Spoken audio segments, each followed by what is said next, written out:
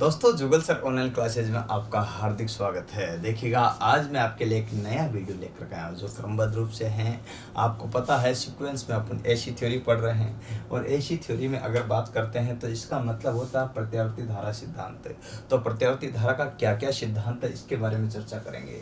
Type of AC circuit, इसमें देखिएगा इससे पिछले मैंने आपको बताए हैं कि एसी सर्किट जो होते हैं वो कितने प्रकार के होते हैं यहाँ पर, और एसी थ्योरी में अपन एसी सर्किट के प्रकार पढ़ रहे हैं और प्रत्यावर्ती धारा के परिपथ के प्रकार। अब ये कितने प्रकार के होते हैं इन पर अपन चर्चा करेंगे। सबसे पहले अगर बात करते हैं तो मैंने आपको यहाँ पर बताए थे ये 6 कितने प्रकार के बताए थे, 6 कहाँ से आए थे ये चीज़ आपको मैं क्लियर कर देता हूँ। पहली स्टेप में आपको मैंने यहाँ यूँ बताया था, देखना ध्यान दीजिएगा, बताया था प्योर रेजिस्टिव सर्किट। कौन सा बताया था? प्योर रेजिस्टिव सर्किट, ध्यान रखना है यहाँ पर। तो ये था प्योर, है ना। देखिएगा यहाँ मैं आपको शॉर्ट में लिख देता हूँ प्योर रेजिस्टिव सर्किट, ठीक है ना। तो यहाँ शॉर्ट में मैं लिख रहा हूँ। दूसरा देखिएगा ये कैसे होता था प्योर रेजिस्टिव, इसका मतलब इस परिपथ में जो लगा रहता था ना वो लगा रहता था रेजिस्टर। क्या लगा रहता था? रेजिस्टर। तो इसलिए इस परिपथ को बोलते थे अपन, क्या बोलते थे कि प्योर रेजिस्टिव सर्किट, और ये प्योर रेजिस्टिव सर्किट था दोस्तों। इसमें एसी सप्लाई दी गई थी और यहाँ ये प्योर रेजिस्टिव सर्किट था, शुद्ध प्रतिरोधी परिपथ। मैं शॉर्ट में लिख रहा हूँ, ध्यान रखना। इसमें जो है यहाँ पर दूसरी बात एक और था यहाँ पर प्योर। देखिएगा प्योर का मतलब होता है शुद्ध, और शुद्ध की बात करते हैं तो इसको एल इंडक्टिव और सी। तो यहाँ पर सर्किट देखिएगा, यहाँ पर बात करता हूँ तो इस परिपथ में देखिएगा इसका जो डायग्राम बनाया था अपन ने, यहाँ पर इंडक्टर लगाया था। तो इंडक्टर का मतलब होता है कुंडली। ये कुंडली लगाई गई और कुंडली में यहाँ जो सप्लाई दी गई थी वो सप्लाई थी अपने एसी, और एसी सप्लाई पे जब बात करते हैं तो इस टाइप की थी। देखिएगा यहाँ पर 2 चीज़ें आपको क्लियर हो गई। अब तीसरा जो सर्किट मैंने बताया था आपको वो था, देखिएगा यहाँ पर प्योर इंडक्टिव के बाद में आता है एक प्योर। यहाँ पर देखिएगा तो प्योर की तो जगह प्योर रह ही जाएगा, यहाँ पर सी और सी, और सी का मतलब कैपेसिटी और सी का मतलब सर्किट। तो यहाँ प्योर कैपेसिटिव सर्किट जो उसका डायग्राम ऐसे था, तो यहाँ सी कैपेसिटर डाल दिया गया था। कैपेसिटर लगाने के बाद इस टाइप से उसको सप्लाई कौन सी दी गई थी? वही एसी सप्लाई दी गई थी। कौन सी? एसी, जो कि आपके साइन वेव के रूप में चलती है। तो ये सप्लाई इसमें दी गई थी, तो ये सी है। अच्छा, इसके बाद में अब बात आती है तो चौथा, पांचवा या छठा, 6 बता रहे थे। ये तीनों मिलकर के इनका शॉर्ट में अगर बात करते हैं तो इन तीनों का अगर बनता था तो एक चीज बनती थी, वो बनता था आर एल और सी।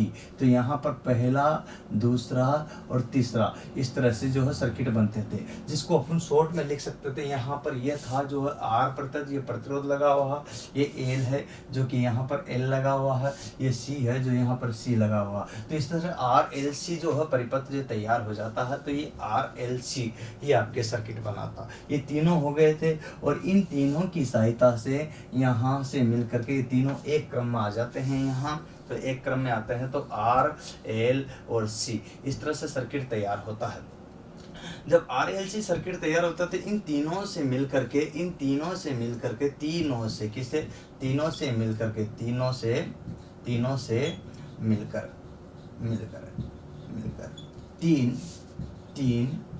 अन्य सर्किट तैयार होते हैं, अन्य परिपथ तैयार होते हैं। तो देखिएगा परिपथ कौन कौन से तैयार होते हैं उस पर अपन जिक्र करते हैं। तो कौन कौन सा तैयार होते हैं, तो अन्य 3 और परिपथ तैयार होते हैं जिसका जिक्र आप यहाँ पर क्लियर समझ सकते हो। तो तीनों से मिलकर के अन्य तीन परिपथ तैयार होते हैं। तीनों से मिलकर के अन्य 3 परिपथ तैयार होते हैं जिसको आर एल और सी कहते हैं। अब यहाँ 3 से मिलकर के देखिएगा, यहाँ जो है 1 2 3 मैंने आपको यहाँ तक बता दिया। अब 3 के बाद जो चौथा मिलकर के बनेगा तो वो रहेगा अपने पास में यहाँ। इन दोनों से मिलकर के एक सर्किट बन जाता है जिसको बोलते हैं आरसी सर्किट। क्या बोलते हैं? R L circuit. क्या होता है? आर एल, है ना, परिपथ। अब आर एल परिपथ की बात करते हैं तो आर एल सी, ठीक है। तो यहाँ पर आर एल सी का मतलब होता है, यहाँ समझ सकते हो कि आर सी सर्किट। अब आर एल सी मतलब यूँ समझिएगा कि 3 चीज क्लियर कर लेना यहाँ पर।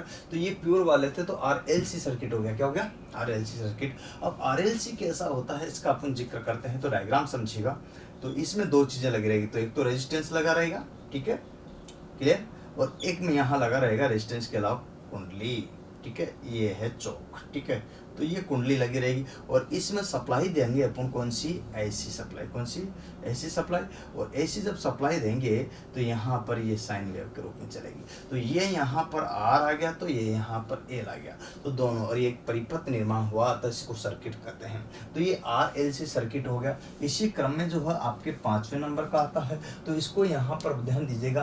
तो आपके यहाँ पर आर तो रही जाएगा, आर की जगह इस एल को यहाँ से मैंने गायब कर दिया, उसकी जगह सी उठा लिया, तो आर सी सर्किट। तो यहाँ पर आर सी परिपथ का अगर जिक्र करते हैं तो आर सी सर्किट हो गया। तो इसको बोलते हैं आर सी सर्किट। इसका डायग्राम में एक तो आर आ जाएगा, आर को अपन जरूरी नहीं है यहाँ पर ध्यान रखना कि इस तरह से लिख सकते हैं, इसको इस तरह से भी आर आ सकता है, कोई दिक्कत वाली। एक होता है इसमें सी का मतलब कैपेसिटर में ये दोनों जो है बराबर होते हैं, ये सिंबल है।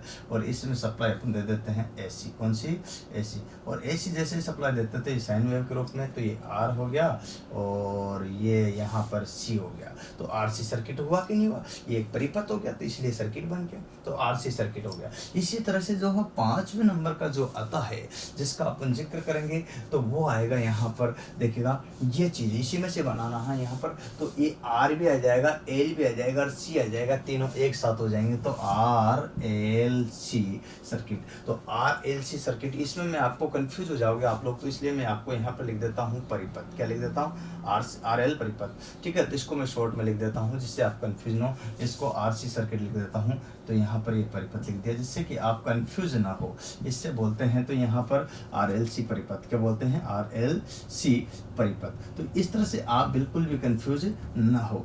तो इसमें तीनों चीज़ें हैं, तो ये चीज़ आपको क्लियर होना। अतः इस चीज़ को बचने के लिए, कन्फ्यूजन क्लियर करने के लिए मैंने ये स्पष्ट लिख दिया है। अब इसमें तीनों चीज़ें हैं, तो ये कैसे बनता है, तो इसका डायग्राम में यहाँ एक तो आ जाएगा आर, और आर की कंडीशन है तो ये आपके आर रहा, ठीक है। ये रजिस्टर लग गया, एल की मतलब इंडक्टर, तो ये इंडक्टर लग गया, ये कुंडली लग गई, ठीक है। इसके बाद आता तो सी, तो ये कैपेसिटर लग गया। चलिए इसके बाद इसमें सप्लाई देते हैं, तो कौन सी सप्लाई देते हैं, एसी दे देते हैं, ठीक है। ये एसी सप्लाई देती, और यहाँ पर इसमें लिख दिया आर ए एल और ये सी, परिपथ तैयार हो गया, पूर्ण परिपथ हो गया। अतः इसको आर एल सी सर्किट कहा जाता है। तो इस तरह से आप देख सकते हो। तो आर एल सी सर्किट का अगर अपन यहाँ जिक्र कर रहे हैं तो इस तरह से 6 प्रकार के होते हैं। पहला यहाँ पर पी आर सी मतलब प्योर रेजिस्टिव सर्किट, दूसरा है प्योर इंडक्टिव सर्किट, तीसरा है प्योर यहाँ पर कैपेसिटिव सर्किट, और इन तीनों से मिलकर के 3 का और निर्माण होता है जिससे आर एल सी सर्किट पूर्ण तो तैयार होता है, जिसमें आर सी सर्किट हो जाता है और आर एल सर्किट हो जाता है और आर एल सी सर्किट हो जाता है। इस तरह से तो इनको मैंने एक ये वाला है यहाँ पर और ये दूसरा ये तीसरा, इन तीनों को मैं पढ़ा दिया हूँ पिछली वीडियो में, तो आप पिछले वाले में देख लो। और इसके बाद अब अपन बात करते हैं, तो इन तीनों को पढ़ते हैं क्रमबद्ध रूप से जिससे कि आपको क्लियर हो जाए कि कैसे हो। तो देखिए यहाँ पर अपन पढ़ेंगे अब इसमें सीरीज आर एल सर्किट, मतलब सीरीज आर एल सर्किट मतलब आर का मतलब रेजिस्टेंस, एल का मतलब इंडक्टर। अर्थात यूं है, सीरीज का मतलब होता है श्रेणी, क्या होता है, श्रेणी या श्रृंखला। श्रेणी आर और एल, सर्किट का मतलब होता है परिपथ। तो ये चीज अपन पढ़ने जा रहे हैं। चलिए इस पर क्लियर करते हैं। तो सीरीज आर एल जो सर्किट है, श्रेणी आर एल जो परिपथ है, ये क्या होता है, कैसे होता है, इसको पूरा विस्तार से समझेंगे। सबसे पहले मैं एक डायग्राम समझाने की कोशिश करता हूँ और इस डायग्राम के माध्यम से अपन आगे क्लियर करेंगे क्या क्या चीज़ें हैं। तो इधर देखो, तो एक तो इसमें आर आना चाहिए, क्या आना चाहिए, आर। इसका मतलब ये लीजिएगा, एक तो यहाँ ये लीजिएगा आर, क्या रहा, आर, ठीक है। ये रजिस्टर बना दिया। एक आता इंडक्टर, इंडक्टर का मतलब कुंडली या चौक, ठीक है, बैलास्ट। तो ये आर और एल सर्किट बन गया, ठीक है। तो आर एल सर्किट बन गया तो इसमें अपन सप्लाई कौन सी देंगे, यहाँ एसी, क्या देंगे, एसी, क्योंकि यहाँ पर हम क्या पढ़ रहे हैं, एसी थ्योरी क्या पढ़ रहे हैं, तो ये एसी सप्लाई दे दी।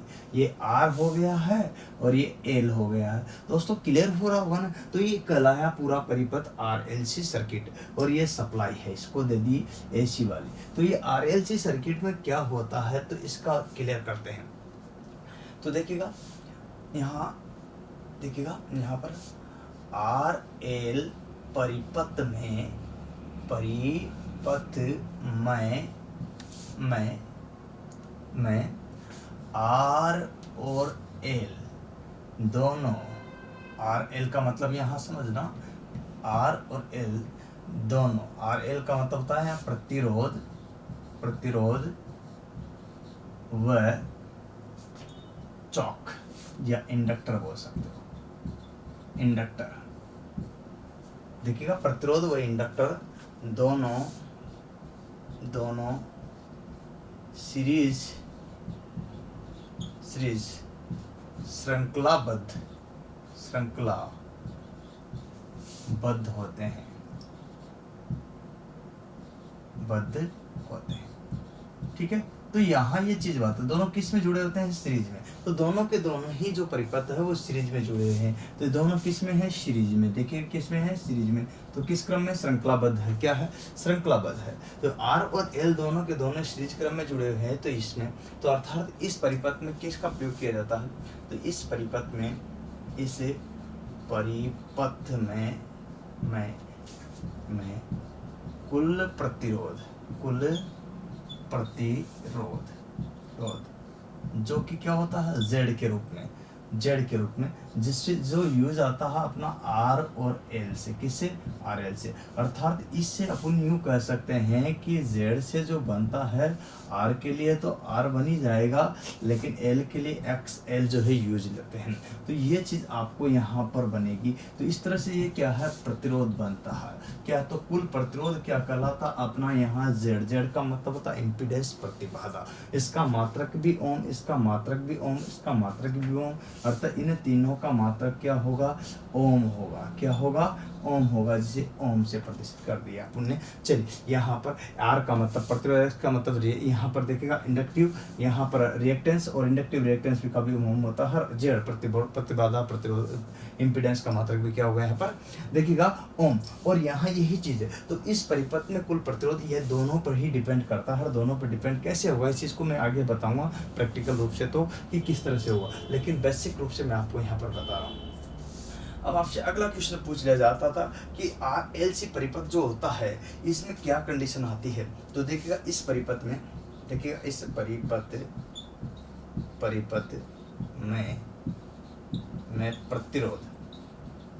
में प्रतिरोध किसकी बात कर रहा हूं मैं?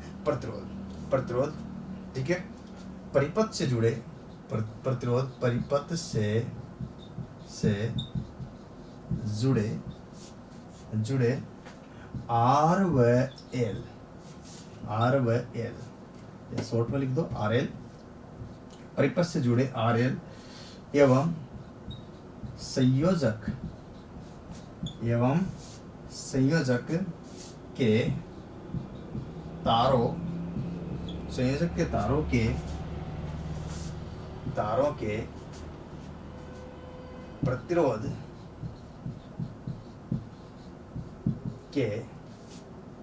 को दर्शाता है।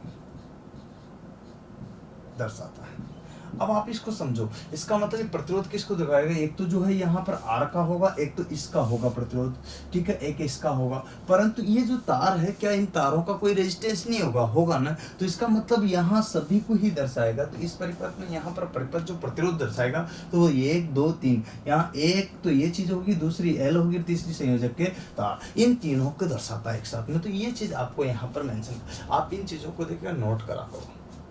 एक रजिस्टर बनाओ बढ़िया क्लासमेट का शानदार वाला, उसमें क्रमबद्ध रूप से लिखते जाओ, रोक करके वीडियो को आराम से। या फिर मैं आपको जो है ना, आपको कुछ ही दिनों के अंदर वो भी दे रहा हूँ, जो डिस्क्रिप्शन में जाकर के आप साथ के साथ ही उसका वो स्क्रीनशॉट देख सकते हो, ठीक है, या फिर स्क्रीनशॉट आप लेकर के बना लिया करो। तो कंटिन्यूस, तो यहाँ उसकी PDF भी आपको मिल जाएगी, जिसको कोई दिक्कत आपको नहीं होगी, ठीक है।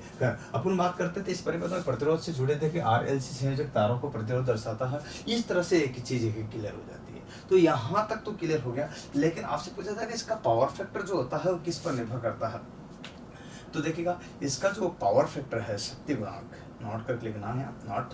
तो आपसे पूछा जाता है, नोट करके ध्यान रखना कि RL परिपथ का पावर फैक्टर मतलब समझ रहे हो ना? शक्ति गुणांक क्या आएगा? शक्ति गुणांक मतलब कोश फाई किस पर निर्भर करता है? ये क्वेश्चन एग्जाम आया है करता है। तो आपसे क्वेश्चन ये पूछा गया है कि ये देखिएगा, नोट डाल के लिख दिया मैंने इस क्वेश्चन को। क्या लिख दिया है कि RLC परिपथ का पावर फैक्टर शक्ति गुणांक कोस फाई किस पर निर्भर करते। तीनों में से एक चीज किसी भी तरह से पूछी गई, यहाँ कोस फाई पूछा गया था, किस पर निर्भर करता है। ये DMRC जो है 2020 का पेपर है उसमें आया है, तो किस पर निर्भर करता है, तो ये चीज आपको बताना है। तो यहाँ पर जो है अब आपको अच्छी तरह से पता होना चाहिए, तो किस पर निर्भर करेगा, तो दोनों की दोनों चीज़ें आपको यहाँ पर ध्यान रखना है। तो यहाँ पहला ऑप्शन था उसमें XL, दूसरा ऑप्शन था यहाँ उसमें ओनली, ध्यान रखना, दूसरा ऑप्शन था उसमें केवल X, और तीसरा ऑप्शन था उसमें C, और चौथा ऑप्शन था उसमें R। तो यहाँ ध्यान रखना, ये R है ना, इसी पे ही निर्भर करेगा। कारण क्योंकि प्रतिरोध जो है R, यहाँ पर देखो, यहाँ लिखा मैंने कि इस परिपथ में प्रतिरोध का मतलब R जो है, परिपथ से जुड़े RL, ये दोनों भी आ गया, साथ में संयोजक तार भी आएगा। तो ये जो सारी कंडीशन है इसमें समा गई प्रतिरोध में, जो कि ओम के रूप में यहाँ उभर कर गया था। तो ये चीज जो है आप समझो कि R आंसर होगा। क्यों होगा, क्योंकि प्रतिरोध पर निर्भर करता है। तो यहाँ पर कहा जाए कि यहाँ की परिपथ देखिएगा, नोट करके, RLC परिपथ का पावर फैक्टर शक्ति गुणांक R पर, अर्थात रेजिस्टेंस पर, अर्थात किस पर, प्रतिरोध पर, किस पर, प्रतिरोध पर, किस पर, प्रतिरोध पर, अर्थात यूं समझिएगा यहाँ प्रतिरोध पर, अर्थात R पर, अर्थात ओम पर निर्भर करता है। ओके, तो ये चीज आपको ध्यान रखना है। तो इस तरह से क्वेश्चंस एग्जाम में पूछे जाते हैं दोस्तों। तो पावर फैक्टर पर किस पर निर्भर करता है, ये सारी चीजें आपसे कहीं ना कहीं किसी न किसी रूप में पूछ ली जाती है। तो इसका स्क्रीनशॉट ले लो। तो इस परिपथ में देखिएगा पावर फैक्टर क्या होगा। तो यहाँ पर बात करते हैं, तो पावर जो फैक्टर होता है जिसकी बात करते हैं, तो पावर फैक्टर किस प्रकार का होगा। पावर फैक्टर का मतलब होता है शक्ति गुणांक, और शक्ति गुणांक जो होगा वो किस प्रकार का होगा, अर्थात यूँ समझिएगा कि कोस जो फाई है वो किस प्रकार का होगा। तो ये होगा लैगिंग होने का कारण होता है, यहाँ लैगिंग को बोलते हैं, यहाँ ध्यान रखना, लैगिंग का मतलब होता है पश्चिमगामी। क्या होता, पश्चिमगामी। और पश्चिमगामी जो होता है तो इसका कारण क्या होता है, पश्चिमगामी में भी कंडीशन जो होती है वो क्या होगी, तो लैगिंग में कंडीशन तो होगी इसमें 90 डिग्री, कोस 90 की बात करते हैं। तो एक चीज बताता हूँ, तो लैगिंग जब होगा तो वो RLC में होता है, बाकी समझिए 90 के कंडीशन में अपन यहाँ श्योर नहीं करेंगे, लेकिन लैगिंग कंडीशन अब क्यों होता है मैं आपको बताता हूँ। तो आपसे पूछा जाता है कि RC परिपथ में, क्योंकि यहाँ पर RL परिपथ में तो L दिया गया, तो L में इंडक्टर होता है, इंडक्टर के परिणाम स्वरूप ये कुंडली के परिणाम स्वरूप ये जो कुंडली आती है, इसी के परिणाम स्वरूप ये जो पावर फैक्टर है वो लैगिंग हो रहा, पश्चिमगामी हो रहा, इसी का ही मैं यहाँ जिक्र कर रहा हूँ। अर्थात ये समझिएगा कि आपसे वही भी पूछा जाता है कि RL जो सर्किट है इसमें किसका यूज किया जाता है, तो किसका उपयोग किया जाता है। एक तो कुंडली होती है और एक होता है रेजिस्टेंस। तो ये दोनों के दोनों, तो वह परिपथ जिसमें चौक या फिर कुंडली लगी हो। तो यहाँ पर वह परिपथ जिसमें चौक एवं जो है प्रतिरोध लगा हो, तो क्या कहलाता है, यहाँ प्रतिरोध लगा हो क्या कहलाएगा अपना, यहाँ पर देखिएगा ये आपका RLC सर्किट कहलाता है। अब आपसे कहा जाता है कि प्रतिरोध और दोनों जो है किस क्रम में जुड़े होते हैं, तो क्रमबद्ध की रूप की बात की मैं बात करता हूँ। तो आपको यहाँ मैंने पहले भी बताया है कि सीरीज में जुड़े रहते हैं, किसमें, सीरीज में। तो ये आपको ध्यान रखना है, जो दिक विरासत में। चलिए आगे अपन इसी क्रम में और बात करते हैं। तो ध्यान देना, लैगिंग पावर फैक्टर कौन सा होता है, लैगिंग पावर फैक्टर होता है। लेकिन एक नोट डाल करके बिंदु लिख देता हूं मैं, जिससे कि आपको क्लियरिफाई हो जाएगा कि कैसी स्टेप कैसे बनती है। चलो नोट में, तो पहला बिंदु ध्यान दीजिएगा इसमें, नोट में किसकी बात कर रहा हूँ मैं, इसी में, यदि इस परिपथ में देखिएगा, यदि परिपथ में, नोट डाल के पहला बिंदु, यदि परिपथ में R का मतलब होता है प्रतिरोध, परिपथ में प्रतिरोध को बढ़ाया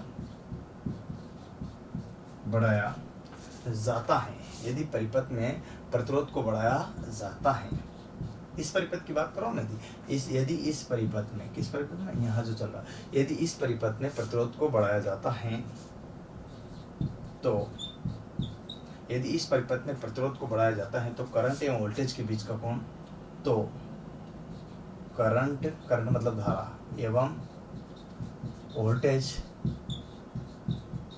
के बीच का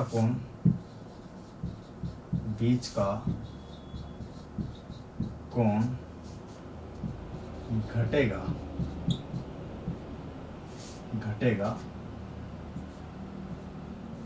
बीच का कोण घटेगा। आपसे पूछा जाए यहाँ पर, अब आपसे कहे यदि इस परिपथ में प्रतिरोध के मान, किसका मान, आर के मान को यहाँ पर बढ़ाया जाता है तो करंट आई यहाँ और बी के जो बीच का कोण है यहाँ पर जो कोण है वो क्या होगा, घटेगा। अर्थात घटने का कारण क्यों है, यहाँ पर लैगिंग हो जाएगा। अब जब यहाँ पर कोण घटेगा तो इसको कंडीशन यूँ समझिएगा एक तरह से कि ये लैगिंग कंडीशन आ गई। किसकी आ गई, लैगिंग कंडीशन। अब जब लैगिंग कंडीशन आ गई तो इसका कारण भी तो होना चाहिए ना, ऐसा क्यों होता है, तो कारण समझिएगा। क्योंकि तो देखिएगा क्योंकि ध्यान रखना, तो यहाँ पर घटेगा से, लेकिन कारण क्योंकि देखिएगा यहाँ पर कारण क्योंकि प्रतिरोधी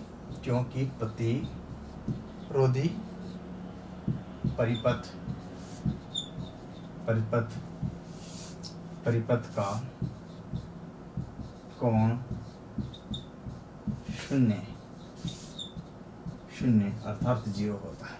क्या होता है, शून्य अर्थात 0 होता है। इसका मतलब यूँ समझिएगा कि ये आई है, इधर देखो, और मैं सरल भाषा में बताने की कोशिश करता हूँ। इसको फर्स्ट स्टेप देखिएगा, तो ये आई है और इसको मैं इधर लेता हूँ, यहाँ वी है, दोनों देखना, और यहाँ अगर कोण लेते हैं और तो कोण लेते हैं तो इसी पर आई और वी, यदि परिपथ में प्रतिरोध को बढ़ाया जाता, रेजिस्टेंस को बढ़ाया जाता, तो करंट एवं वोल्टेज, आई और वी, करंट एवं वोल्टेज के बीच का कोण क्या होगा, घटेगा। तो परिणाम स्वरूप यहाँ क्या लिखेंगे अपन, वोल्टेज के बीच का कोण क्या होगा, घटेगा। यही सेम स्टेप मैं दूसरी तरह से लेता हूँ कारण के रूप में। कारण ऐसा होता तो है, ये बात सत्य तो है, लेकिन क्यों है, इसको इति सिद्धम करते हैं कारण के द्वारा। तो यहाँ पर भी सेम आई ले लो, मैं देखिएगा यहाँ पर भी कह लूँ आई और यहाँ पर भी कह लूँ वी, तो देखिएगा दोनों ही चीज चलेगी, आई और वी। अब यहाँ जो कंडीशन होता है ये होता है प्रतिरोधी परिपथ। कौन सा, प्रतिरोधी परिपथ। अब जब प्रतिरोधी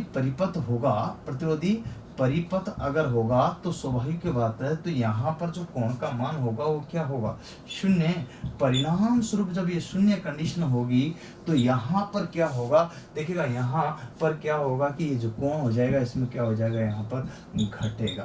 तो ये स्टेप होती है, तो ये चीज आप ध्यान रखना, स्क्रीनशॉट ले लो, एक इसी का स्क्रीनशॉट। चलिए नेक्स्ट क्रम में मैं आपको बता रहा हूँ यहाँ पर, तो देखना है ध्यान से कि ये तो घटेगा, ऐसी की ऐसी ही सेम स्टेप और हो जाएगी। चलो कौन सी हो जाएगी, नोट में दूसरा बिंदु भी मैं यही लिख देता हूँ जिससे कि आपको समझने में और इजी रहे। तो नोट में सेकंड पॉइंट ध्यान दीजिएगा, तो यदि इस परिपथ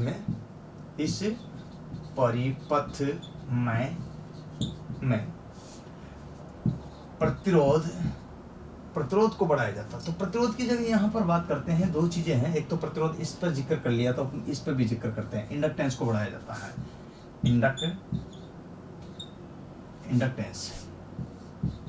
इंडक्टेंस को या इंडक्टर को बढ़ाया जाता है।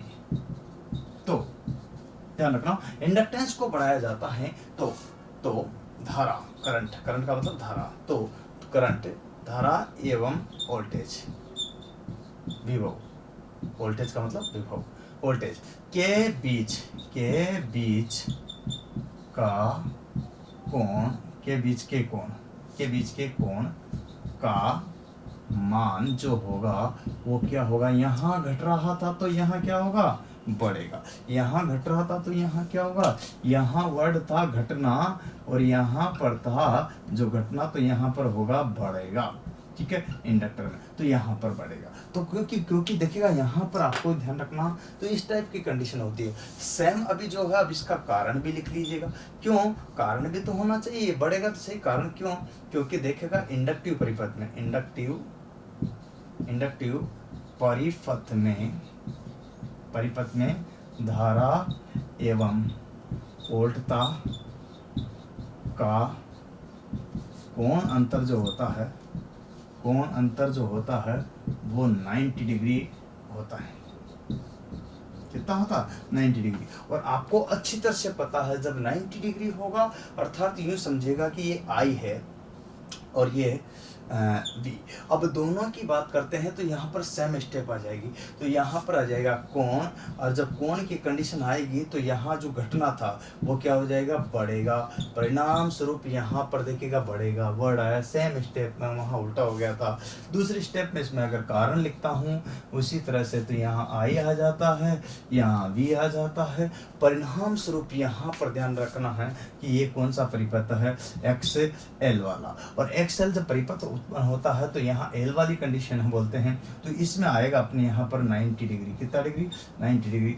परिणाम स्वरूप यहाँ पर क्या होगा कि ये जो क्या होगा, बढ़ेगा। क्या होगा, बढ़ेगा। तो ये कंडीशन होती है भाइयों जो समझना होगा। तो ये आपको ध्यान देना है कि पहले स्टेप में मैंने आपको यहाँ पर ये चीज़ आपको लिख के बताई, दूसरी स्टेप इसका विपरीत हो गया। अब यहाँ क्यों, क्योंकि ये रजिस्टर है, यहाँ क्यों, क्योंकि ये इंडक्टर है, इसलिए दोनों में अंतर आया। क्या है, अंतर आया। तो ये छोटी छोटी बातें हैं जो इसमें मैंने आपको बताई। इसी क्रम में अपन और विस्तार से अब पढ़ते हैं अपना RLC परिपथ में इम्पीडेंस अर्थात कुल प्रतिरोध का मान।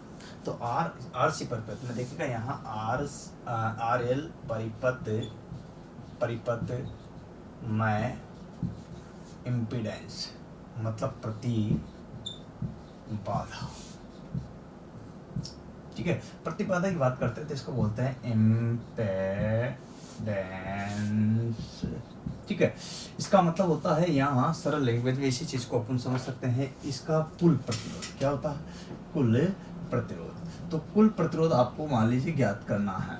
कुल प्रतिरोध में तीन चीजें इसमें काउंट होती है, एक तो यहाँ पर XL और एक R और एक जो है ना यहाँ जो तार है, तार, उस तार में जो भी रेजिस्टेंस पाया जाता है इन तीनों का आता है। ये जो तीन को मिलकर बनता है तो अपने यहाँ Z उत्पन्न होता है, और Z का मतलब यहाँ प्रतिबाधा या फिर इम्पीडेंस कहलाता है। चलिए अब आगे बात करते हैं। इसी क्रम में आपको एक डायग्राम बनाया था मैंने, और उसी डायग्राम के ऊपर अपन यहाँ चर्चा करते हैं। तो दो प्रकार की कंडीशन लागू होगी। तो दो प्रकार की कंडीशन में सबसे पहले मैं यहाँ ये देखिएगा एक डायग्राम है जिसमें इसका जिक्र कर रहे हैं अपन रेजिस्टेंस का। किसका, रेजिस्टेंस का। देखो ये R बन गया, और यही चीज़ अपने यहाँ पर ये है इंडक्टेंस। क्या होगी, इंडक्टेंस। दोनों ही चीज़ों को क्लियर करते हैं। यहाँ ये जो है इसको संयोजित करते हैं किससे, AC से। AC सप्लाई से जब संयोजित कर दिया तो ये R हो गया और ये L हो गया। अगर इसको अपन अलग करते हैं तो ये अपना R कहलाया है,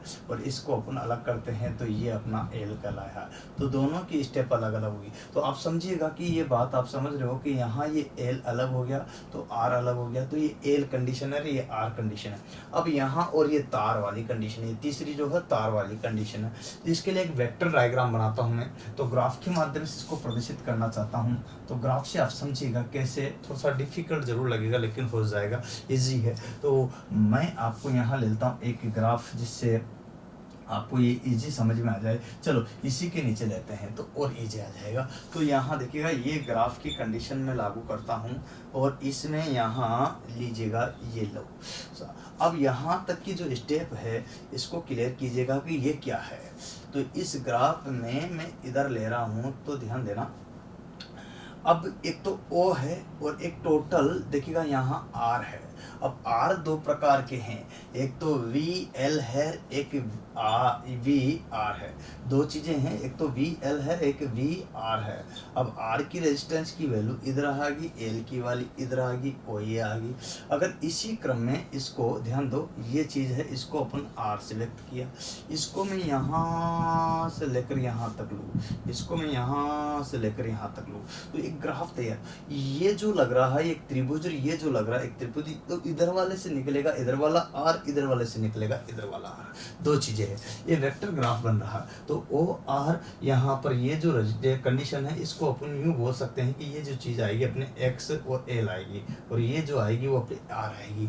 तो ये दो ग्राफ बन जाते हैं, एक त्रिभुज ये और एक त्रिभुज ये। और जब त्रिभुज की ही बात आती है, किसकी आती है, त्रिभुज वाली बात, तो त्रिभुज की ही अगर बात आती है तो एक ग्राफ बनता है। तो त्रिभुज के लिए अगर बात करते हैं तो त्रिभुज का जब जिक्र आता तो फाई था गोरश पाइथागोरस प्रमेय आ जाती है। और पाइथागोरस प्रमेय में क्या चीज़ होती है इसको मैं क्लियर कर देता हूँ। तो देखिएगा उसमें यहाँ एक इस टाइप का ही ग्राफ बनता है, जिसमें क्या होता है यहाँ से लेकर के यहाँ तक ये लीजिएगा, इधर होता है कर्ण वाला भाग, कौन सा भाग, कर्ण, इधर होता है यहाँ ये लंब वाला भाग है ना, और इधर होता है आधार। तो यही चीज़ें यहाँ, तो लंब, कर्ण और आधार, इसको यहाँ देखिएगा ए बी दे दो, ए बी सी कोई भी, तो ये दे दिया। अब लंब, कर्ण, आधार, तो कर्ण को अपन शॉर्ट में किए, लंब को एल शॉर्ट में, और इसको जो है आधार को ए शॉर्ट में व्यक्त कर सकते हैं। तो इस तरह की कंडीशनें आपके साथ में बन जाती है। तो ये चीज़ है।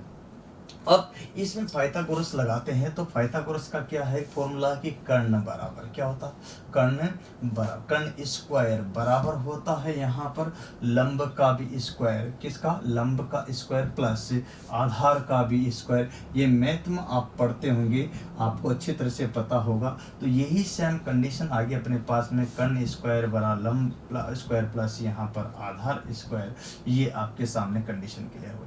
अब इसी चीज़ को अगर मैं इस स्क्वायर को अगर मैं गायब करता हूँ तो यहाँ पर कर्ण बच जाता है, और कर्ण अगर बच जाता है तो यहाँ आपके सामने ये लंब भी बचेगा स्क्वायर में, और यहाँ आधार भी बचेगा स्क्वायर में, परंतु इस स्क्वायर की जगह यहाँ पर रूट आ जाएगा। तो ये बना कि नहीं बना आपका फॉर्मूला, इसी तरह से ये कंडीशन होती है। तो इसी तरह से इसमें भी बनेगा भाइयों, यही पाइथागोरस यहाँ आर के लिए या एक्स के लिए लागू होगी। किस तरह से होगी, तो यहाँ कर्ण की जगह देखिएगा, यहाँ जो ये वाला भाग है ये कर्ण कहलाएगा, और कर्ण की अगर बात करते हैं तो ये कुल वाला कंडीशन है। तो इस वाले कंडीशन को अपन जेड कहेंगे, क्या कहेंगे, ये टोटल जो कंडीशन है जेड, अर्थात ये जेड वाला भाग कहलाएगा।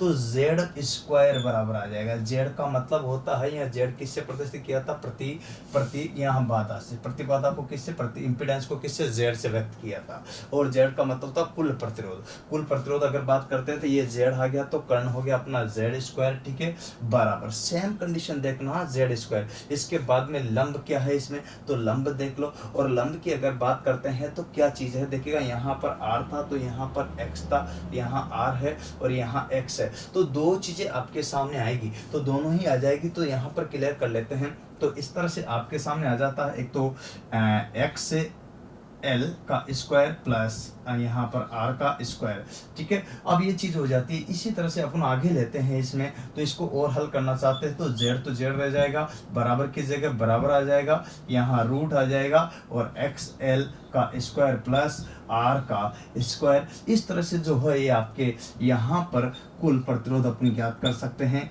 कुल प्रतिरोध का मतलब होता है, जब कुल प्रतिरोध का बात चलती तो मतलब जेड ज्ञात कर सकते हैं। जेड का मतलब होता है प्रतिबाधा, और प्रतिबाधा का मतलब इम्पीडेंस अपन यहाँ पर ज्ञात कर सकते हैं, जो कि ओम में आंसर प्राप्त होगा। किस में प्राप्त होगा, ओम में। तो ये छोटी छोटी चीजें हैं जो आपको मैं बता रहा हूँ। तो किस तरह से निकलेगा दोस्तों, तो मैं आपको फिर बता रहा हूँ। तो ये आर रहा, ये एल रहा, यहाँ पर ये दोनों ही चीजें मिलेगी। तो ये आर का तो आर रह गया, एल का एल रह गया, पाइथागोरस प्रमेय कर्ण स्क्वायर लंब स्क्वायर आधार स्क्वायर यहाँ पर। और इसी तरह से ये आपने निकाल के देखा, क्यों, क्योंकि इसमें भी 3 बढ़ रहे। ये चीज कहलाती है आपकी यहाँ जेड एक हो गया, एक्सएल और एक हो गया आर, और दोनों चीजें मैंने उसी तरह से यहाँ पर आपकी जो है पाइथागोरस में रखी। तो एक्सएल का स्क्वायर और यहाँ पर आर का भी स्क्वायर दोनों कर दिया, तो लास्ट में इस तरह से आपको प्राप्त हुआ। उम्मीद है ये बात आपको समझ में आ रही होगी। आ रही ना, तो दोस्तों मैं यहाँ क्रमबद्ध रूप से एक एक चीज विस्तार से क्यों बता रहा हूँ कि जिससे कोई भी परेशानी आप तक ना आए, ये चीज है। चलिए आगे इसी क्रम। अब आरसी परिपथ की अगर बात करते हैं तो आरसी में अगर पावर फैक्टर का जिक्र करते हैं तो पावर फैक्टर मैंने अभी थोड़ी देर पहले भी बताया था, लेकिन वो होता कैसे। एक्चुअली में पावर फैक्टर को अपन लिखते हैं यहाँ सही तरह से शक्ति गुणांक, और शक्ति गुणांक की अगर बात करते हैं तो इसको अपन प्रदर्शित करते हैं cos फाई बराबर होता है, अगर यहाँ इम्पीडेंस क्या होता है, एक तो होता आर और एक होता जेड। तो आर की अगर बात करते हैं तो यहाँ ध्यान देने की बात है। चलिए मैं यूँ समझिए सरल लैंग्वेज में आपको इसको करके बताता हूँ। तो पावर फैक्टर का मतलब होता है शक्ति गुणांक बराबर होता है, ध्यान दीजिएगा, ये रहा शक्ति गुणांक, ठीक है। और शक्ति गुणांक का अगर जिक्र करते हैं तो इसको प्रदर्शित करते हैं cos फाई की अगर बात करते हैं तो यहाँ आता है, एक तो आता आर और एक आता है जेड, ठीक है। और आर का मतलब होता है रेजिस्टेंस, क्या होता है, रेजिस्टेंस। और रेजिस्टेंस की अगर बात करते हैं तो रेजिस्टेंस बटे यहाँ पर होता है इम्पेडेंस, इम्पेडेंस, ठीक है। तो इम्पेडेंस यहाँ अगर आप बात करते हो तो ये प्रतिरोध हो गया। तो यहाँ दोनों की दोनों ही बात करते हैं तो कोस फाई की जो कंडीशन आ रही है वो R/Z आ रही है, अर्थात प्रतिरोध बटे यहाँ पर प्रतिबाधा क्या आती है, प्रतिबाधा। और प्रतिरोध बटे प्रतिबाधा अर्थात यहाँ पर भी ओम होगा और यहाँ पर भी ओम होगा। तो इसमें बात करते हैं तो दोनों ही केस में ये कट जाएगा, ये कट जाएगा। परिणाम स्वरूप यहाँ कंडीशन आएगी यूनिट लेस। क्या आएगी, यूनिट लेस मतलब मात्रकहीन। और मात्रकहीन की अगर बात करते हैं तो ये मात्रकहीन कंडीशन आपके यहाँ पर आ जाएगी। अच्छा, इसी क्रमबद्ध रूप से अगर अपन यहाँ देख रहे तो ये तो इम्पीडेंस था, ये यहाँ पर क्या था, शक्ति गुणांक था।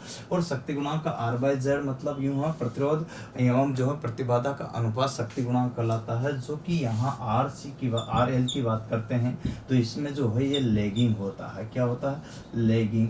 मतलब यूँ समझिएगा ये जो परिपथ है L वाला वो लैगिंग कहलाता है। तो इसको बोलते हैं पश्चिगामी। इसमें क्या होता है, पावर फैक्टर होता है, शक्ति गुणांक होता है। ये बात आपको समझ में आई क्या?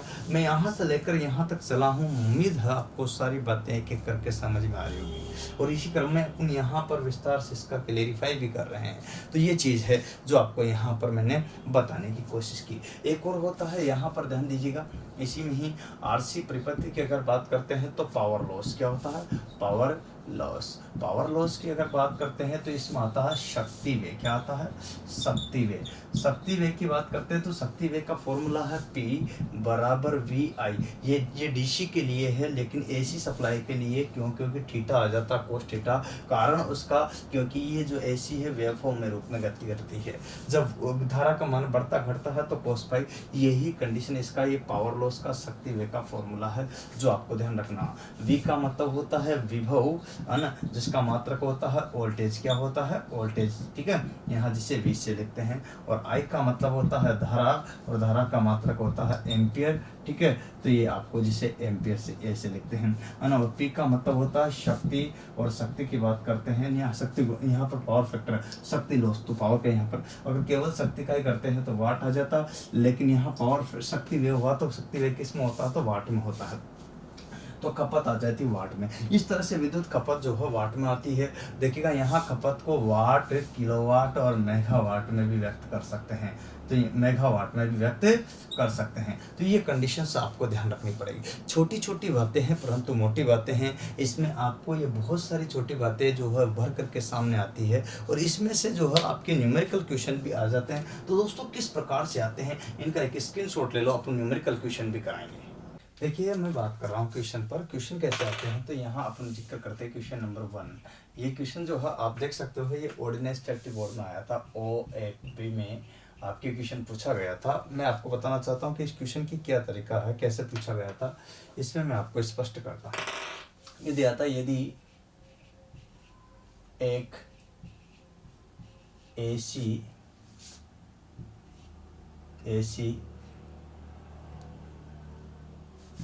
वर्ड नहीं देता हूँ, प्रत्यावर्ती धारा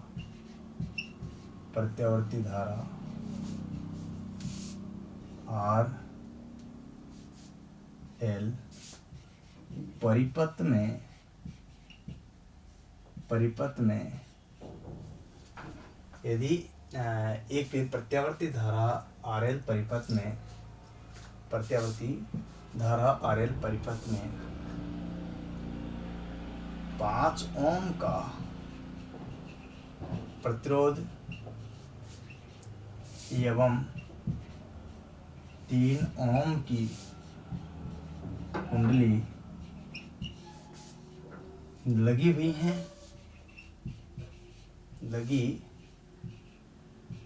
है तो प्रतिबाधा का मान ज्ञात करो। ये क्वेश्चन है। एक बार इसी टाइप का क्वेश्चन यहाँ ऐसा न देकर को कुछ अलग तरीके से दिया गया था, जो आज आपको मैं बताना चाहता हूँ। इसे ऐसे क्वेश्चन था, लेकिन उसको इस तरह डाल दिया था कि दिए गए चित्र में, दिए गए परिपथ में यहाँ ऐसे बना कर दिया गया था, और यहाँ पर ऐसे कुंडली लपेटी गई थी, और उसमें ऐसी सप्लाई दी गई थी। कौन सी ऐसी सप्लाई? और एसी सप्लाई देने के बाद उसमें पूछा गया था, क्या पूछा गया था कि यहाँ दे रखा था उसने देखे मान, क्या दे रखा था मान। और अगर मान की बात करूँ तो यहाँ आपको 5 ओम दिया गया था, यहाँ 3 ओम दिया गया था है, ठीक है। और यहाँ 230 वोल्ट की सप्लाई दी गई थी एसी, ठीक है। और एसी सप्लाई देने के बाद इसमें पूछा गया था, क्या पूछा गया था कि ये जो परिपथ है इसमें उसने पूछा था जेड का मान, तो यहाँ जेड का मान ज्ञात करना था। अब इसी केस में आपको ये पता होना चाहिए जेड का मान ज्ञात करना है तो आर कितना दिया गया है 5 ओम, ठीक है। और यहाँ पर एल कितना दिया गया है, एल कितना दिया गया है यहाँ पर 3 ओम, तो ये 3 है हेनरी, सॉरी 3 हेनरी। तो इस टाइप से जब क्वेश्चन ये है तो क्वेश्चन ये भी है, क्वेश्चन ये भी है, क्वेश्चन ये भी है, तो 3 प्रकार से क्वेश्चन आपके पूछा जा सकता है। तो क्वेश्चन ये हो गया, इस टाइप से भी दे सकता है, क्वेश्चन ये हो गया, इस टाइप से भी दे सकता है, क्वेश्चन ये हो गया, इस टाइप से भी दे सकता है। फॉर्मूला आपको पता है कि पाइथागोरस प्रमेय के अनुसार, पाइथागोरस के अनुसार मैंने अभी थोड़ी देर इससे पिछले बताया था, तो उसमें बताया था यहाँ पर कि कर्ण स्क्वायर, क्या था, कर्ण स्क्वायर बराबर लंब का स्क्वायर प्लस आधार का भी स्क्वायर, यही तो था। तो कर्ण स्क्वायर बराबर लंब स्क्वायर प्लस आधार स्क्वायर। अब कर्ण को तो कर्ण यहाँ पर कर देंगे, लेकिन इस केस में यही सेम स्टेप हो जाएगी जो कि अपन यहाँ देख रहे थे। तो इसके लिए फॉर्मूला अपन ने यहाँ पर दिया था, यहाँ कर्ण की जगह जो रखा गया था वो क्या रखा गया था, जेड, जेड का स्क्वायर बराबर क्या था, यहाँ लंब की जगह जो रखा गया था वो था आर, आर का स्क्वायर प्लस यहाँ जो है ना आधार की जगह जो रखा गया था वो था एल, और एल का स्क्वायर। तो ये चीज थी। अब मैं यहाँ जेड को अगर गायब कर देता हूँ तो यहाँ स्क्वायर, जेड में यहाँ ए स्क्वायर को गायब कर देता हूँ तो यहाँ रूट में आ जाएगा, और रूट में क्या आ जाएगा, आर का स्क्वायर प्लस यहाँ एल का भी स्क्वायर, यही चीज़ है। अगर इसी चीज़ में मैं यहाँ आगे हल करना चाहूँ तो जेड बराबर अपने पास में क्या आ जाएगा, आर का मान कितना दे रखा, ध्यान दीजिएगा, आर का मान जो दे रखा है ये दीजिएगा 5 ओम, तो 5 का स्क्वायर आ जाएगा, चलिए, प्लस यहाँ पर एल का मान कितना दिया गया बताओ, 3 ओम, तो 3 ओम का स्क्वायर आ जाएगा 3 ओम। अब यहाँ पर अगर z की अगर बात करता हूँ तो ये लीजिएगा 5 का यहाँ पर देखिएगा 25 प्लस यहाँ पर 9 बराबर कितना होता है, यहाँ पर देखिएगा ये 5 का 25 और यहाँ पर 9, और तीनों को अगर मिला दिया जाए तो क्या कंडीशंस आएगी। तो दोनों की ही चीज़ आपको क्लियर करना है और इसके आधार पर ही अपन आगे कर सकते हैं, अन्यथा कैसे। तो अब आपको इसको क्या करना है, इन दोनों का स्क्वायर करने के बाद जोड़ना। देखिए यहाँ पर इनको जोड़ना है, कुछ नहीं करना, जेड की जगह तो जेड रह जाएगा, इसका यहाँ जोड़ते हैं तो ये 34 हो जाएंगे टोटल, ठीक है। अब 34 का आपको रूट आना चाहिए, नहीं आता था, 25 का आता है, 36 का आता, मतलब यहाँ पर जो आपके 36 का आता। तो इस टाइप के जो है अब इसको निकालना है फॉर्मूला, आपको ये चीज़ आनी चाहिए, ये चीज़ नहीं आती तो बच्चा कंफ्यूज हो जाता है, क्योंकि यहाँ आकर के रोक दिया था मामला। लेकिन कुछ चीज़ें ऐसे आइडिया से भी लगा सकते हो आप, क्वेश्चन का जो है ना जरूरी नहीं आपको 25 का 5 आता है, 36 का 4 आता है, इस टाइप की जो चीज़ें हैं वो आपको ध्यान रखनी पड़ती है, तो इसी क्रम में आपको रखना है। तो इसका मतलब इसका अगर निकालते हैं तो जेड बराबर आता है 5 तो आएगा, ठीक है, 6 आ नहीं सकता तो इनके बीच का आएगा, तो 5 पॉइंट यहाँ पर देखिएगा जो कंडीशन है उसको क्लियर करते हैं तो 18 ऐसे कुछ आएगा यहाँ पर ओम, वैसे 188 कुछ करके आता है, तो ये है पूरा जो कंडीशन है, तो 18 ओम यहाँ पर ये आपका इसका आंसर हो जाएगा जो कि आपको बताना था। तो इतना ये जेड प्राप्त हुआ है, प्रतिबाधा जो प्राप्त हुई यहाँ पर कितना हो 5.1118, ठीक है। तो ये कंडीशन है।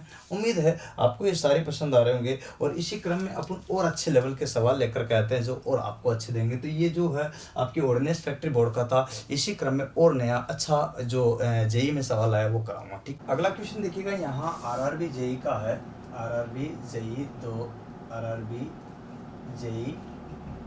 2020, ठीक है। तो 2019-20 में जो पेपर हुआ था 19 में, तो यहाँ पर मैं वही जिक्र कर रहा हूँ। इसमें क्वेश्चन था, देखिएगा ध्यान से देखना, क्वेश्चन क्या था मैं इस पर चर्चा करता हूँ। यदि किसी एसी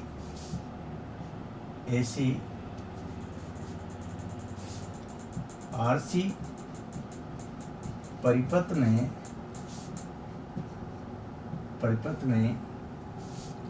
230 वोल्ट की सप्लाई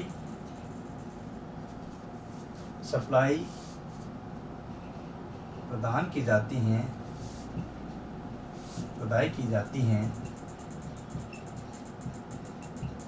230 वोल्ट की क्या की जाती है, सप्लाई प्रदाय की जाती हैं, ठीक है, प्रदाय की जाती हैं तो हैं एवं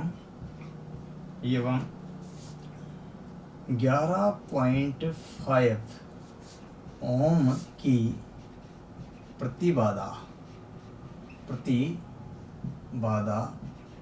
परिपथ में संयोजित हैं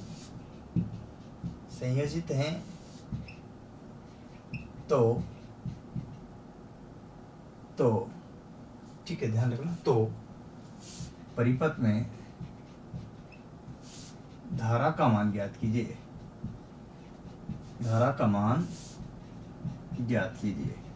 करोगे।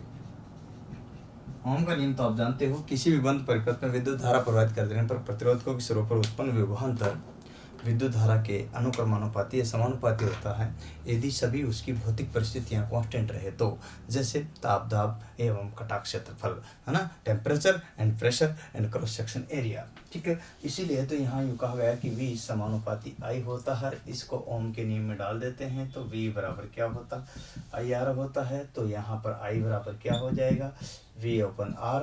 अब R की कंडीशन यहाँ I की तो रही जाएगी, V की जगह हो जाएगा, R की जगह यहाँ Z आ जाएगा। तो ये फॉर्मूला अपना यहाँ इसके लिए बन जाएगा। अब यहाँ पर या फिर यहाँ जो देखिएगा, बात बताता हूँ आपको, तो ये चीज़ जो बन रही है तो I की जगह I यहाँ पर और V का मान दिया है यहाँ 230 वोल्ट, याद आपको, और Z बराबर यहाँ 11.5 दिया गया है ओम। अब आपको ज्ञात करना है तो I बराबर आपको ज्ञात करना है तो 230 में यहाँ पर 11.2 का भाग 2, तो ये चला जाता है 2 बार। कितनी बार, 2 बार। और जब 2 बार चला जाता तो 20 एम्पियर की यहाँ पर धारा आ जाती। तो ये आपका आंसर हो जाता है। बोलो कोई दिक्कत, कुछ भी दिक्कत नहीं, क्योंकि देखिए किसी भी बंद परिपथ में विद्युत धारा प्रवाहित करने पर प्रतिरोध को सिरों पर उत्पन्न विभवांतर विद्युत धारा के अनुक्रमानुपाती या समानुपाती होता है यदि उसकी सभी भौतिक परिस्थितियां नियत अर्थात कांस्टेंट रहे तो यहाँ V बराबर क्या होता है IR, V बराबर क्या होता है IR, और वही चीज़ मैंने यहाँ पर लिख दी, V बराबर IR। तो यहाँ पर I बराबर क्या होगा, तो I तो ज्ञात करना था अपन को, क्या ज्ञात करना था, क्योंकि I अपन को ज्ञात करना था ये रहा, और ये पूछा गया धारा का मान ज्ञात करना था, ठीक है। परिपथ में ये दिया गया है, यहाँ पर देखिएगा ओम प्रतिरोध प्रतिबाधा, इसके बाद 230 वोल्ट की सप्लाई दी गई, आपूर्ति दी गई, कोई दिक्कत ही नहीं। तो इस तरह से आप इसका मान रखा और भाग दिया तो 20 एम्पियर का मान अपना आ गया। मुझे नहीं लगता कि इसमें कोई दिक्कत आपको होगी, ठीक है। चलिए नेक्स्ट करते हैं आगे इसी क्रम में और अच्छा सवाल। देखिए ये जो क्वेश्चन है वैसे तो अक्सर आता नहीं, लेकिन ITI जो कर रहे हैं बंदे उनके डिफिकल्ट आ जाते हैं इस टाइप के, जो कि क्योंकि उनको टाइम ड्यूरेशन भी मिलता है, उनको सवाल करने होते हैं, इसलिए उनके आ जाता है एग्जाम में, डिप्लोमा वालों के आ जाता है।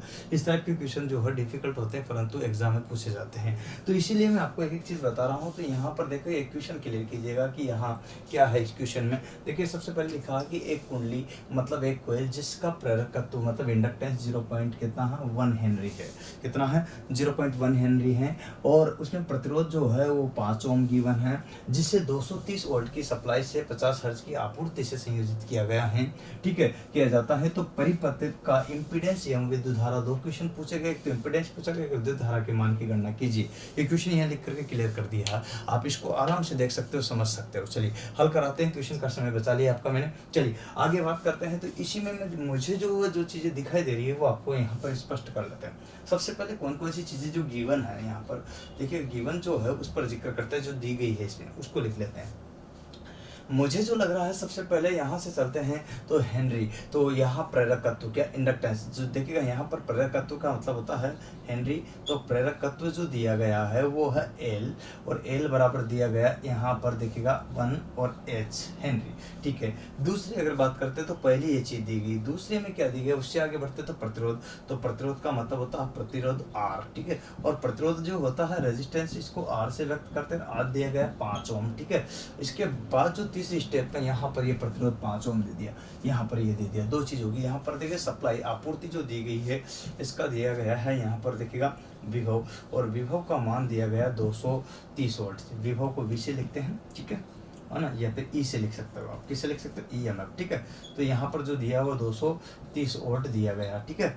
इसके बाद में चौथी स्टेप पे जो दिया गया फ्रीक्वेंसी, तो F मतलब आवृत्ति जब बात करते हैं तो यहाँ पर आवृत्ति दी गई आपकी, तो आवृत्ति का जिक्र करते हैं तो वो कितनी दी गई है, जिसे F से लिखते हैं तो 50 हर्ट्ज। इंडिया में वैसे 50 हर्ट्ज की आवृत्ति है, ठीक है ना, जबकि अमेरिका में 60 हर्ट्ज की आवृत्ति है। चलिए इसके बाद बात करते हैं, तो यहाँ पर जो है आगे क्या क्या ज्ञात करा रहा, तो 5वें नंबर पे यहाँ दिया गया है इम्पीडेंस जिसको जेड कहते हैं, और 6ठे नंबर पे यहाँ दी गई धारा, इन दोनों को क्या कर रहा है, ज्ञात करा रहा। तो ये क्वेश्चन आप देख सकते हो, समझ सकते हो। तो यहाँ पर धारा, ये देखो धारा, और यहाँ पर किसका इम्पीडेंस, दोनों को ज्ञात करा रहा, तो आई और जेड को ज्ञात करा रहा है। ये क्वेश्चन आपके 2 क्वेश्चन पूछे गए हैं। सबसे पहले इसी में से मैं आपको बताना चाहता हूँ, ये चीज़ तो आपको क्लियर हो ही गई होगी। इसके बाद मैं आगे लेकर चलता हूँ इधर। तो सबसे पहले आपको सूत्र ज्ञात करना पड़ता है, तो इस आधार पर 2 चीज़ें आपको ज्ञात करनी है।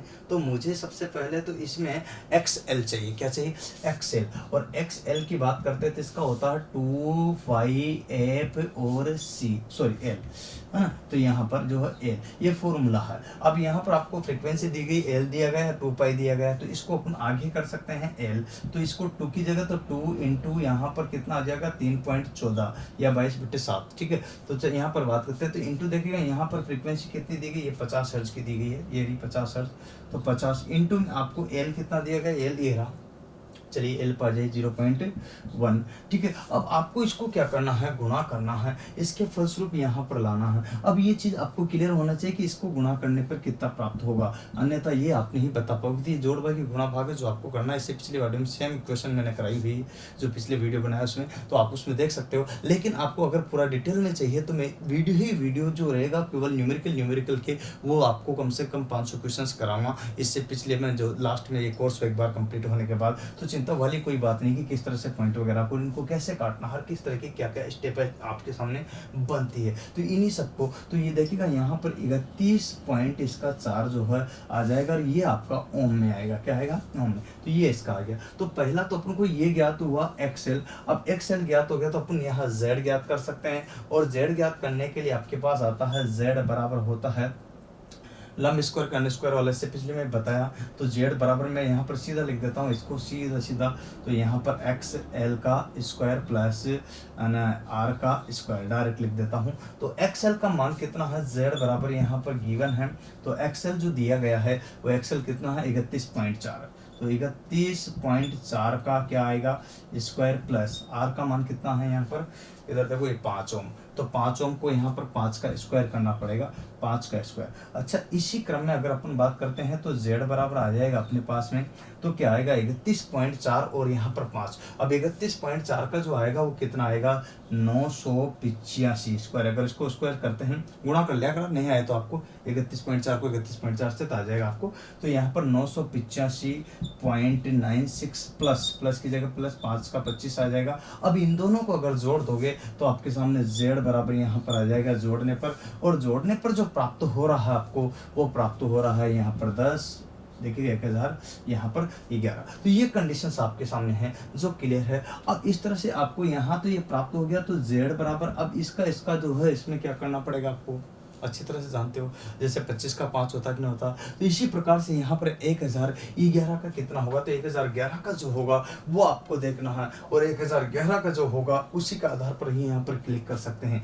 तो वो आएगा यहाँ 31.8, ठीक है। अब ये Z का मात्रक भी ओम होगा। आपके यहाँ Z आपका आंसर आ गया है, लेकिन I अभी भी ज्ञात नहीं किया है। और I बराबर ओम का नियम अनुसार आपको पता है V/Z होता है, ठीक है ना। तो ओम के नियम अनुसार इसमें भी थोड़ा सा रूप बदलता, चीजें वही है। 230 वोल्ट तो सप्लाई ये दी गई है यहाँ। अब यहाँ पर Z का मान आपके ये गिवन है, तो Z का मान बटे यहाँ पर 31.8 का इसमें भाग दे दो, और भाग देने पर जो अपन को प्राप्त होगा वही आंसर होगा। तो 7.23 यहाँ पर आंसर हो जाएगा, 7.23, अर्थात 3 तक चलता रहेगा। ये आपका आंसर हो जाएगा, सॉरी एम्पेयर, यहाँ पर धारा आएगी एम्पेयर में, किसमें, एम्पेयर में। तो ये आपका आंसर हो जाएगा। तो दूसरा आंसर ये हो गया है, ये पहला आंसर था। तो यहाँ पर 2 आंसर आपको यहाँ प्राप्त हो गए। तो याद रखना कि विद्युत धारा का मान भी ज्ञात कर लिया। पहले अपन को XL ज्ञात करना था। XL का फॉर्मूला ये है जो पिछले वीडियो में मैंने पढ़ाया भी है। सीक्वेंस क्रमबद्ध रूप से चलोगे तो आपको किसी भी प्रकार की कोई परेशानी नहीं आएगी।